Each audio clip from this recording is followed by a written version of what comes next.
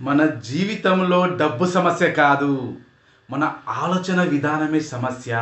మన మైండ్ సెట్టే సమస్య. ఎంతమంది ఇక్కడ ఉన్నారు? ఎప్పుడైనా అనుకున్నారా?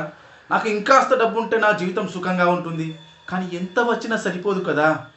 ఎందుకంటే మనం ఆర్థిక స్వాతంత్రం గురించి ఎప్పుడూ నేర్చుకోలేదు. మనం డబ్బు కోసం పనిచేయడం నేర్చుకున్నాం గానీ, డబ్బు మన కోసం ఎలా పనిచేయాలో ఎవ్వరూ నేర్పలేదు. ఎక్కడ నేర్చుకోలేదు. ఇక్కడ సబ్జెక్టే లేదు మన ఎడ్యుకేషన్ సిస్టమ్‌లో. ఒక బాలుడు రాబర్ట్, ఇద్దరు తల్లిదండ్రులు ఉన్నారు. ఒకరు poor dad, highly educated, government job, honesty but always broke mindset. ఇంకొకరు rich dad, businessman, 10th class dropout, కానీ స్ట్రాంగ్ ఫైనాన్షియల్ మైండ్ సెట్ ఉంది వాళ్ళ డాడీకి. సో పూర్ డాడ్ అంటాడు, చదువు బాగా చదువుకో, మంచి జాబ్ తెచ్చుకో, సేఫ్గా జీవించు అంటాడు. రిచ్ డాడ్ అంటాడు, బాగా చదువు కానీ ఫైనాన్షియల్ ఎడ్యుకేషన్ కూడా నేర్చుకో, జాబ్ కోసం కాకుండా ఫ్రీడమ్ కోసం పనిచేయి. ఇద్దరు తల్లిదండ్రులు సరైనది చెబుతున్నారు కానీ వాళ్ళ దారి వేరు, డిఫరెంట్ వే మొత్తం. ఒకరు సెక్యూరిటీ వైపు చూస్తున్నారు, మరొకరు ఫ్రీడమ్ వైపు చూస్తున్నారు. ఇది మన అందరి జీవితం కదా. మనందరి ఫాదర్స్ ఇట్లా ఉంటారు కదా.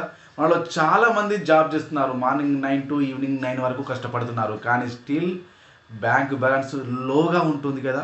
EMI burdens, credit card bills, health stress, family టైంకి ఇస్తున్నామంటే అది జీరో. మనం ఫ్యామిలీకి టైం ఇవ్వట్లేదు.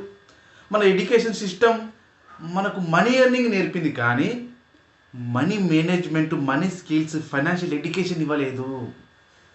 సో ఇక్కడ the poor and middle class work for money, the rich make money work for them.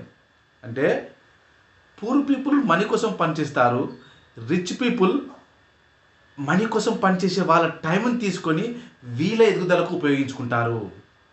అంటే డబ్బు కోసం కాదు, డబ్బు నీ కోసం పని చేయాలి. శాలరీ కాదు, ప్యాసివ్ ఇన్కమ్ బిల్డ్ చేయాలి, ఖర్చులు తగ్గించాలి, అసెట్స్‌ని పెంచాలి.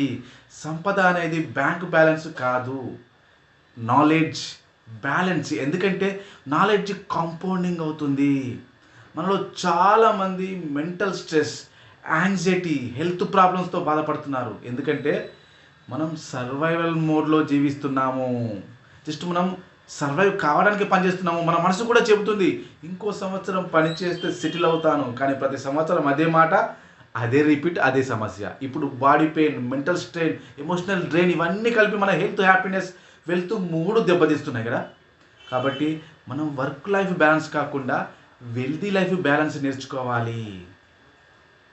ఇక్కడ యాక్చువల్ ఫైనాన్షియల్ విజన్ ఎప్పుడు మొదలవుతుందంటే నీ ఎలా దీన్ని ఓవర్కమ్ చేయాలి. ఫైనాన్షియల్ లిటరసీ నేర్చుకోండి. మనీ ఎలా పని చేస్తుందో అర్థం